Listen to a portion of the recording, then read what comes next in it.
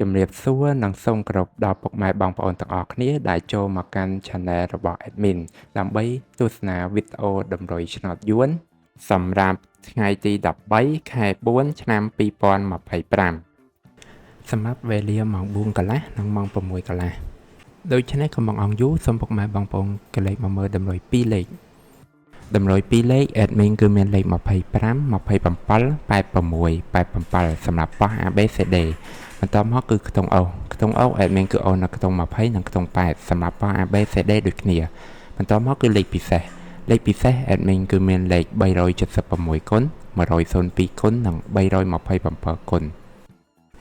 ដែលលេខទាំងអស់នេះសុទ្ធសឹងតែជាលេខដែលមានសង្ឃឹមថានឹងចេញខ្ពស់សម្រាប់ថ្ងៃនេះអរគុណពុកម៉ែបងប្អូនទាំងអស់គ្នាដែលបានទស្សនាវីដេអូនេះពីដើមរហូតដល់ចប់ក៏ជូនពរពុកម៉ែបងប្អូនទាំងអស់គ្នាធ្វើការសងសំណាននៅថ្ងៃថ្មីទទួលបាននូវការហេងឆ្នះចំទាំងអស់គ្នាជាចុងក្រោយ Admin សូមពុកម៉ែបងប្អូនជួយ Like Subscribe និង Share ដើម្បីជាកម្លាំងចិត្តដល់ Admin ផងនិងដើម្បីពុកម៉ែបងប្អូនទាំងអស់គ្នាទទួលបាននូវវីដេអូថ្មីបានឆាប់រហ័សផងដែរដូច្នេះ Admin សូមជម្រាបលានិងជួបគ្នានៅវីដេអូក្រោយ